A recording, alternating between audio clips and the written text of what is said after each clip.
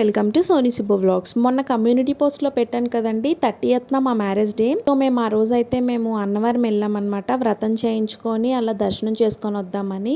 మాకు వైజాగ్ నుంచి అన్నవరానికి అయితే 100 to 110 కిలోమీటర్స్ వస్తుందండి. సో మేము ఆ రోజు ఫ్రెష్ అప్ అయిపోయి ఇంటి దగ్గర 4 o'clock లేసి ఫ్రెష్ అప్ అయిపోయి 30 కల్లా మేము అక్కడి నుంచి అయితే బయలుదేరిపోయామన్నమాట వైజాగ్ టు అన్నవరంకి.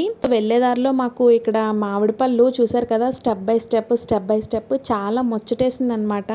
అన్నవరానికి వెళ్ళే దారిలోనే మనకి ఒక ఊరు అయితే తగులుతుందండి. ఆ ఊరి పేరు వచ్చేసి తేటగుంట అంట. అక్కడ పెసరట్టు ఉప్మా చాలా ఫేమస్ అంటండి. అంటే నాకు మా మమ్మీ వాళ్ళు చెప్పారు. రీసెంట్ గా వెళ్ళాము, పెసరట్టు ఉప్మా టేస్ట్ చేసాము, చాలా బాగుంది. ఇప్పుడు కూడా వెళ్దామని చెప్పేసి మేమైతే అక్కడికి వెళ్ళి పెసరట్టు ఉప్మా ఆర్డర్ చేసుకున్నాము. ఓన్లీ అక్కడ దోశ, ఉల్లి దోశ, ప్లెయిన్ దోశ, పెసరట్టు ఉప్మా, ఇడ్లీ ఇవి మాత్రమే ఉంటాయి. పూరి, బొండా ఇలాంటివి ఏమీ ఉండవు అనమాట ఆ షాప్ లో అయితే. అక్కడైతే చాలా వెయిట్ చేసామండి. మేము వెళ్ళింది 7కి వెళ్తే 7:30 వరకు మాకు టిఫిన్ అయితే రాలేదండి. బాగుంటుంది అన్నారు కదా అని చెప్పేసి వెయిట్ చేసాము. వెయిట్ చేస్తే 7:30కి అలా అయ్యేసరికి మాకు టిఫిన్ అయితే వచ్చింది. మా పిల్లలు నార్మల్ గానే ఇంట్లో పెసరట్టు చేస్తే తినరు, అందులోని కారం పొడి ఇదంతా వేసేసరికి నాకు వద్దు అంటే సరే అని చెప్పేసి ఇడ్లీ అయితే ఆర్డర్ చేసేసాము. కాస్ట్ విషయానికి వస్తే మనకైతే తెలీదండి, నాకు ఎంత పడిందో తెలీదు. చాలా స్వెట్ అయింది అనమాట. 7 o'clockకి మనకి సూర్య భగవానుడు ముఖం మీద వచ్చి కొట్టేస్తున్నాడు. ఇంకా అక్కడ పచ్చళ్ళు కూడా అమ్ముతున్నారు, మరి అది కూడా నేను అడగలేదు. బాగున్నాయంట పచ్చళ్ళు కూడా, చాలా టేస్టీగా ఉన్నాయని అన్నది మా మమ్మీ. బ్రేక్ఫాస్ట్ అయితే కంప్లీట్ చేసుకొని మేము ఇంకా అక్కడి నుంచి బయలుదేరిపోయామండి. అన్నవరం దగ్గరికి అయితే వచ్చేసాము. ముఖద్వారం చూసారు కదా, అన్నవరం సత్యదేవుని ముఖద్వారం అన్నమాట. అది అక్కడ ఉంది కదండి, చూపిస్తున్నాను కదా ఆ గోపురం. అదైతే మనకి కిందన ఎవరైనా వెళ్లే దారిలో అన్నవరం ప్రసాదం చాలా ఫేమస్ కదా, మీకు తెలుసుంటే కామెంట్ బాక్స్ లో కామెంట్ చేయండి. ఆ అన్నవరం ప్రసాదం వెళ్ళిపోయే దారిలో కొనుక్కొని పట్టుకెళ్తారు, అక్కడ అమ్ముతారు అది. ఇదైతే కొండ ఎక్కే ముఖద్వారం అన్నమాట అన్నవరానికి. కొండ కూడా పెద్ద కొండ ఏం కాదండి, చిన్న కొండే. పైకైతే వచ్చేసాము, అన్నవరం సత్యదేవుని కొండపైకి వచ్చేసాము. ఇవన్నీ అయితే రూమ్స్ అండి. అన్నవరంలో ఉండాలి అంటే మొక్కులు ఉంటాయి కదా కొంతమందికి, అలాంటి వాళ్ళకైతే అవి రూమ్స్ అన్నమాట. మేము కార్ కూడా దగ్గరలోనే పార్క్ చేసుకున్నాము. దూరంగా అంటే తర్వాత ఎండకు దొరికిపోతామని చెప్పేసి దగ్గరలోనే పార్క్ చేసుకున్నాము. ఇదైతే వ్రతానికి టికెట్ అండి. వ్రతానికి టికెట్ వచ్చేసి 300 నుంచి స్టార్టింగ్ ఉంటది. 300, 2000, 500 అలాగా పెరిగే కొద్దీ మనకి ఫెసిలిటీస్ పెరుగుతాయి అన్నమాట. ఏసీ రూమ్ లో కూడా పెడతారు కాస్ట్ పెరిగే కొద్దీ. మేమైతే 300 రూపీస్ టికెట్ అయితే తీసుకొని లోపలికి వెళ్ళిపోయాము. ఫస్ట్ అయితే వ్రతం చేయించేసుకున్నాము. వ్రతానికి వచ్చేసి 5 కొబ్బరికాయలు, పువ్వులు, అరటిపళ్ళు అయితే పట్టుకెళ్తే సరిపోతుందండి. మిగిలిన ఆకు, చెక్కలు మిగిలినవన్నీ వాళ్ళే ఇస్తారు. ఇంకా మనం ఏం పట్టుకెళ్లాల్సిన అవసరం లేదు. మన నెయ్యి వేసుకొని మనం దీపం వెలిగించుకోవాలి అనుకుంటే మనం నెయ్యి అయితే పట్టుకెళ్ళొచ్చు. లేదు అంటే వాళ్ళు నూనె అయితే పోస్తారండి. మేము నెయ్యి తెచ్చుకున్నాం, మాకు నూనె వేయొద్దు అంటే మనకి నూనె వేయరండి కుందులోని. సో మేమైతే నెయ్యి పట్టుకెళ్ళాము. నెయ్యి అది వేసేసుకొని ఇలాగా పూజ అయితే స్టార్ట్ చేస్తాము. అంతమందికి నేను చూపించాను కదా, అంతమందికి ఒకే పంతులు ఫస్ట్ వినాయకుడి పూజ, ఇంకా సత్యనారాయణ స్వామి పూజ ఇవన్నీ కంప్లీట్ చేసిన తర్వాత ఇంకొక పంతులు వచ్చి మనకి కథలు అయితే వివరిస్తారండి. 5 కథలు ఉంటాయి సత్యనారాయణ స్వామి వ్రతంలోని. 5 కథలకి 5 కొబ్బరికాయలు అన్నమాట. ఇలా కలసం చెంబు, హారతి, అగరబత్తి అన్ని వాళ్ళే ఇస్తారు. అక్షింతలు అన్ని వాళ్ళే ఇస్తారు. ఈ సత్యదేవుని వ్రతం అయితే సంవత్సరానికి ఒకసారి చేయించుకుంటే చాలా మంచిదంటండి. ఒక 4 years బ్యాక్ వరకు మేమైతే ప్రతి ఇయర్ సత్యదేవుని దగ్గరికి వెళ్ళేవాళ్ళమండి.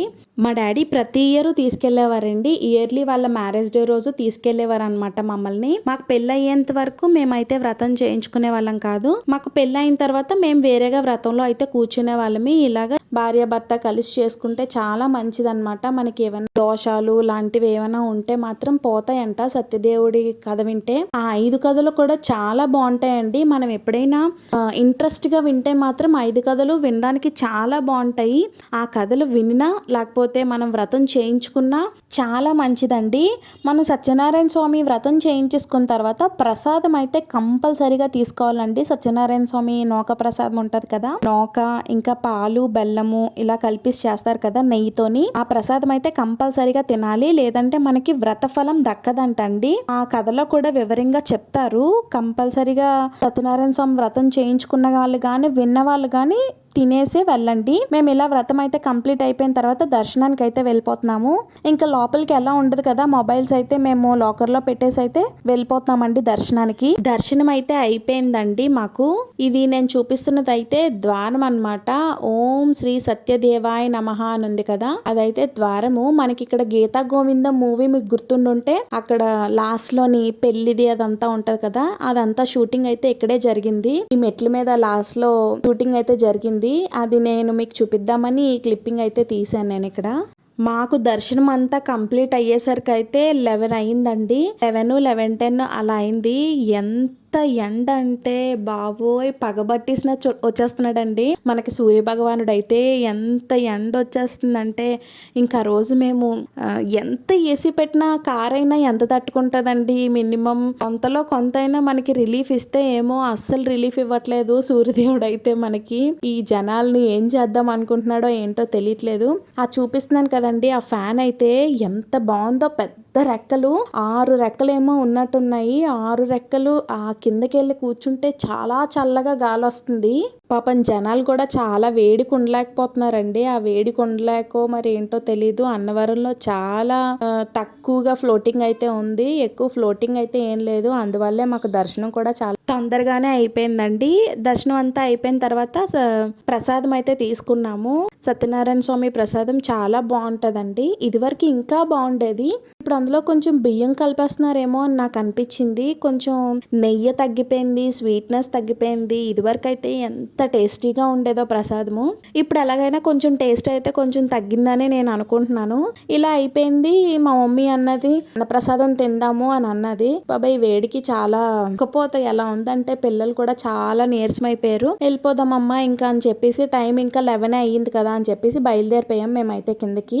వెళ్ళే దారిలో అయితే మామిడికాయలు కొనుక్కొని అయితే పట్టుకొని వెళ్ళిపోయాము. స్టార్టింగ్లో చూపించాను కదండి స్టెప్ బై స్టెప్ మామిడికాయలు. ఇదైతే అన్నవరం ప్రసాదం అండి. ఇంకా వీడియోని చూస్తూ లైక్ చేయకపోతే please do like, share and subscribe. నా వీడియోస్ చూస్తూ నన్ను సపోర్ట్ చేస్తున్న వాళ్ళందరికీ చాలా చాలా థ్యాంక్స్ అండి. ఈ మధ్య మీరు అన్నవరం ప్రసాదం తిన్నట్లయితే మీకు ఎలా అనిపించింది అనేది కామెంట్ బాక్స్లో కామెంట్ చేయండి. చూసారు కదా, క్వాంటిటీ కూడా తగ్గిందని నేను అనుకుంటున్నాను. ఇదివరకు చాలా ఎక్కువ వచ్చేది, చాలా టేస్టీగా కూడా ఉండేది. ఇంకా దీని తర్వాత ఏదో బంగి ప్రసాదం అంట, మా ఆయన గారు అయితే తీసుకున్నారు. అది కూడా బాగుంది, నోకతోనైతే నాకు అది నచ్చింది, బాగా నచ్చింది. అదైతే ఎప్పుడు నేను టేస్ట్ చేయలేదు ఆ బంగి ప్రసాదంని. ఇదైతే మనకి ఉప్మా నూక ఉంటది కదండి, చిన్న ఉప్మా నూక. ఆ చిన్న ఉప్మా నూక, ఇలాచి, ఇంకా జీడిపప్పు, నెయ్యి, ఇంకా బెల్లం అండి. ఇవన్నీ కలిపి చేశారు. చాలా బాగుంది. నాకు టేస్ట్ అయితే వెరైటీగా అనిపించింది. కొంచెం గట్టిగా ఉందండి ఈ ప్రసాదము.